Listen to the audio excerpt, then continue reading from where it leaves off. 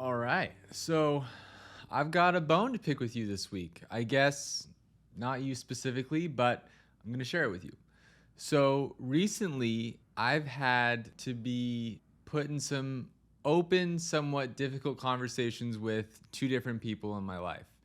Now, I don't do this often, right? I tend to really shy away from most confrontations. I'm not a confrontational person. I'm not one to hold grudges ever. So I try not to let people or things like bother me for long periods of time. However, in these two situations, I heard the same thing come to light. And it's these four words, all right? You are so negative. Now, this really stuck with me for some reason, and it has for a while, and I've really spent a lot of time reflecting on this statement. First, I'd like to clarify that in both of these situations, this comment revolved around specifically my career. Now, I'm not super thrilled when it comes to work right now, I'd say. I'm kind of frustrated in some sense because I've invested a lot of time into my career, and for years now I've just done whatever I needed to do, right, to do my job, to like excel and do what I needed to do. And I feel like I've kind of been almost shortchanged a bit because I don't feel like I've reached a specific level of success that I would have liked to have seen in the first 5 years of my career. I've kind of touched on this before, but this kind of sits with me and has bothered me, and it's always been in the back of my mind the past year, let's say. So it's fair to say that I've had a negative outlook sometimes on my job or my career path. That being said, I have been feeling so fulfilled in every other aspect of my life. It really bothered me how I was just outrightly labeled as just this negative person all around. Now, I have a great relationship with my coworkers.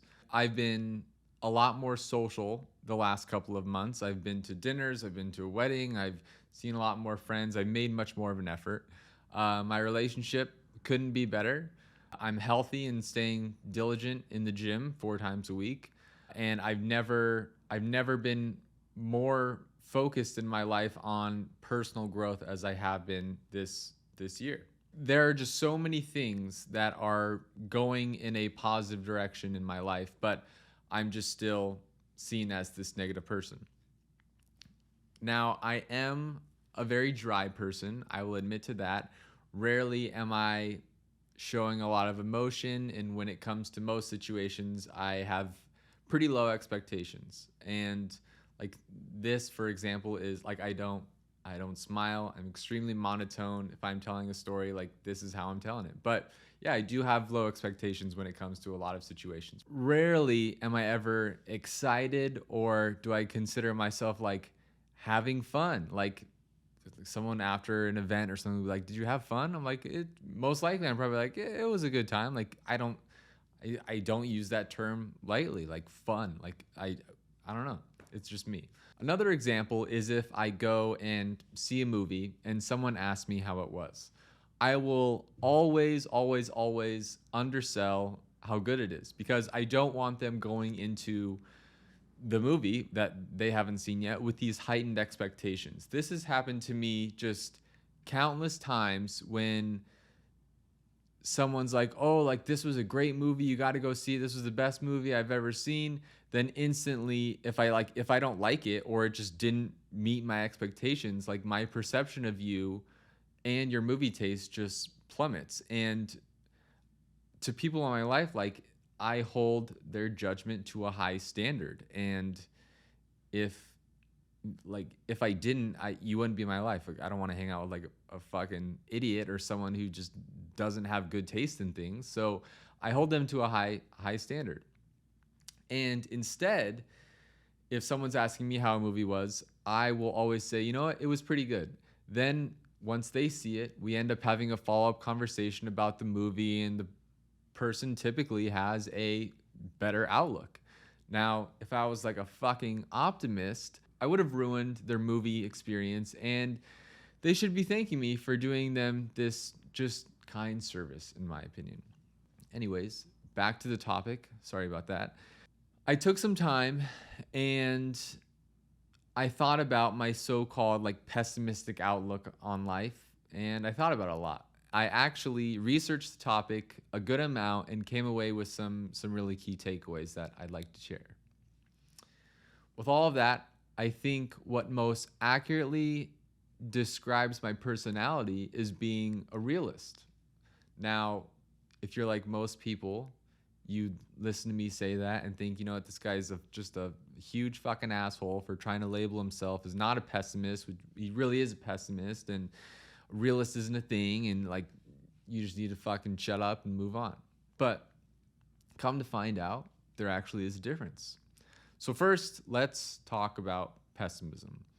The glass is always half empty, right? And I definitely skew more towards pessimism than I do optimism. I'm not an optimist. I know that 100%, but I don't really think that I'm a pessimist. So the definition of pessimism is an inclination to emphasize adverse aspects, conditions, and possibilities, or to expect the worst possible outcome, a lack of hope or confidence in the future. So this is someone who just always brings up the worst possible outcomes of every scenario. Now, my job as a project manager, this is basically 90% of my job. I need to critically think about the worst case scenarios and make alternative plans for A, B, and C, and this is what I'm paid for. This is how I bring value to my team, seeing foreseeable problems that other people really don't think about. And I'm good at that. So because I was always fairly good at bringing up these supposed bad what if situations, or I see something in a video or a social post or something, I foresee the bad things that could happen. I was like, oh, well, I just must be a negative, pessimistic person, right? But the part I really disagreed with was a lack of hope or confidence in the future.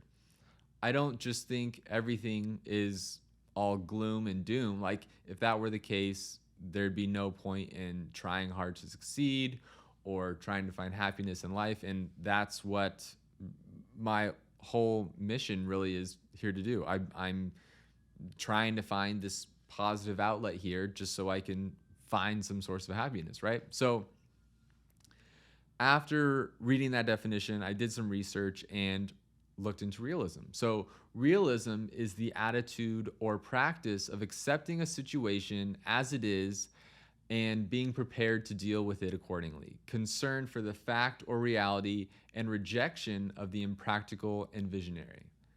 Now, just taking that in for a second, a big part of that definition there is the rejection of the impractical and visionary. That really stood out to me.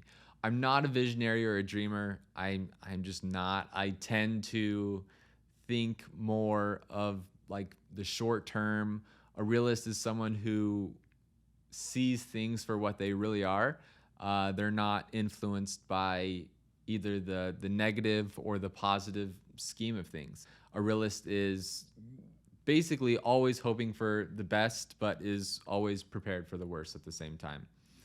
And in more condensed terms, the glass isn't half full, the glass isn't half empty, the glass is just kind of there. And if I'm thirsty, I'm gonna drink it. Realism is just objectively accepting whatever's happening. I think there's some wisdom in swaying towards this perspective.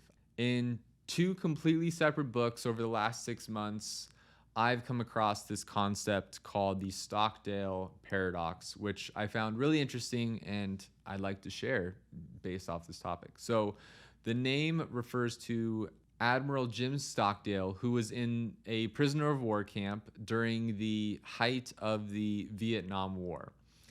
Now, this guy went through it all. He was tortured dozens of times and was in this camp for 8 years. Stockdale lived with no set release date and no certainty whether or not he was going to survive or ever see his family again.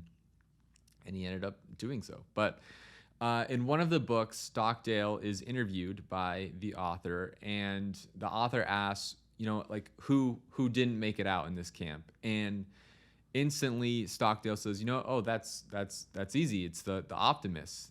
They were the ones who said, you know what, we're going to be out by Christmas, and then Christmas would come and go. Then they'd say, you know what, it's okay, we're going to be out by Easter, and then Easter would come and go.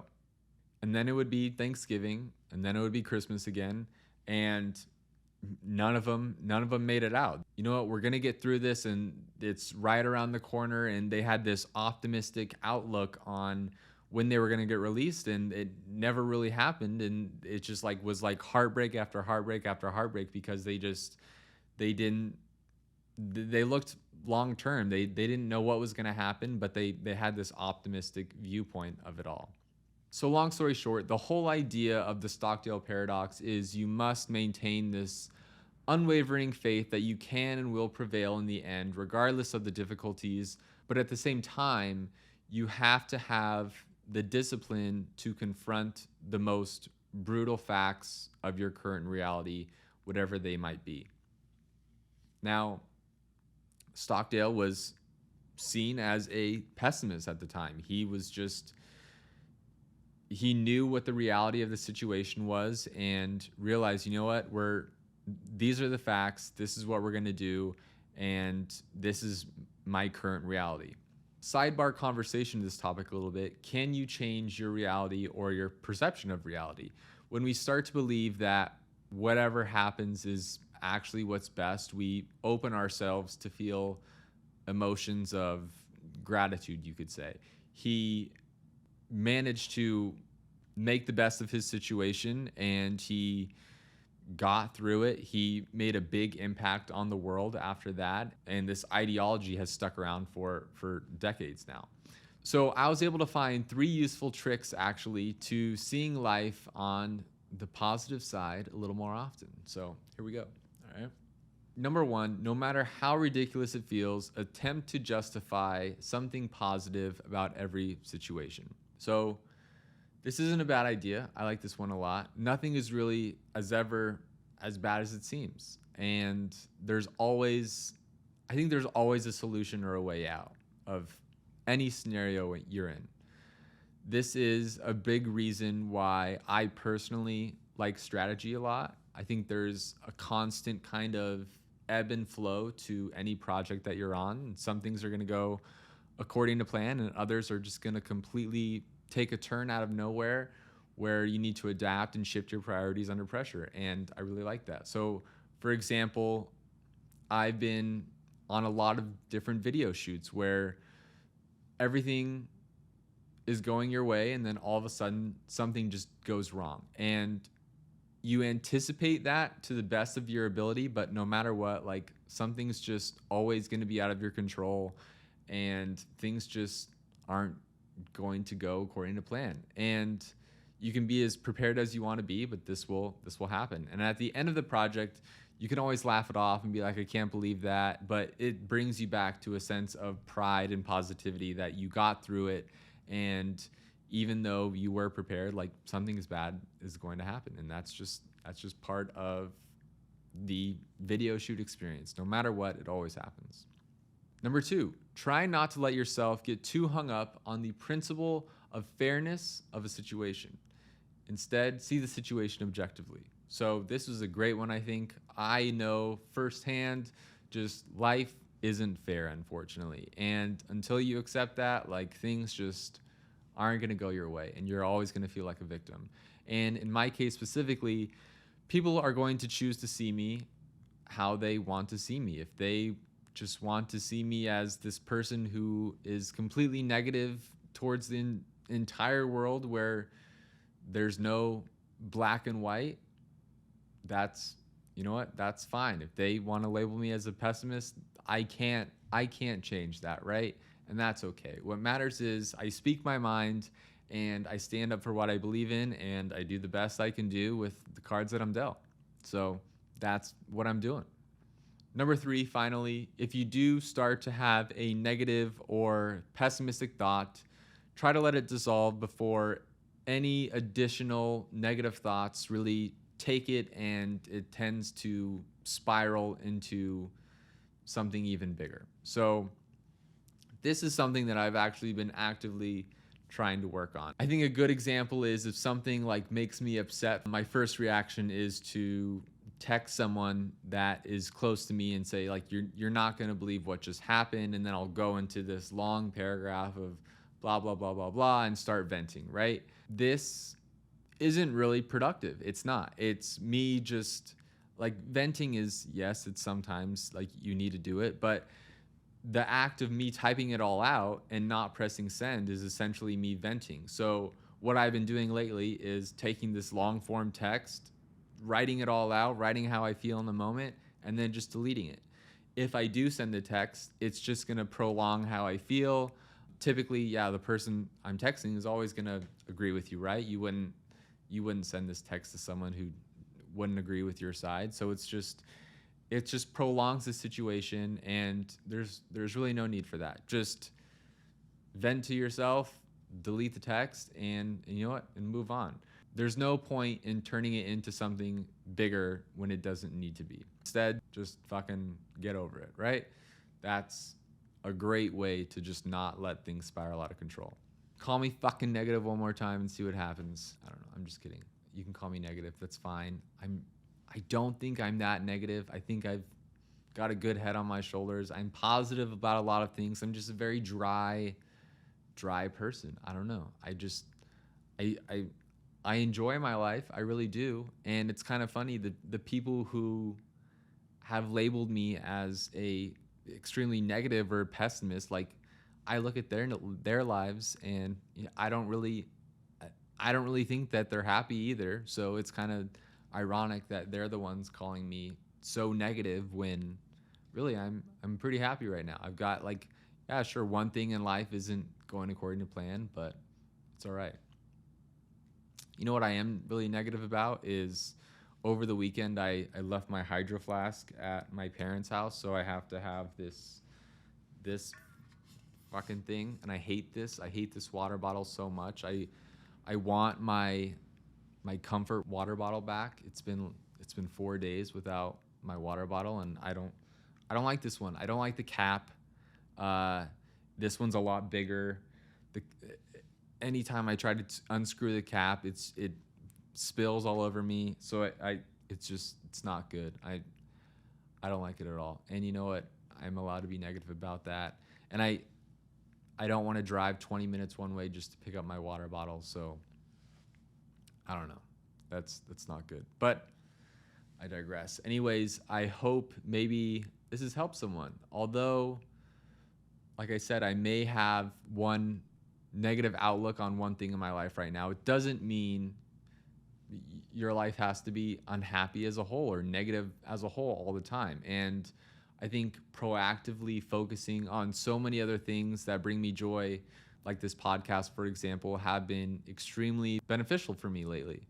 And my mind just can't afford lately to think about all these negative things as much because I'm just so busy thinking about like the things that I have to do. Like, oh, I have to think about a topic for this week. I have to make a thumbnail. I have to edit. I have to make some reels if I really want this thing to take off, right? So there's just so many other things that I'm being proactive about, like spending time with family or friends or loved ones, and just trying to be proactive about the things I do with my time so that I'm not just constantly thinking about these negative things. But that's all I got. Thank you for listening.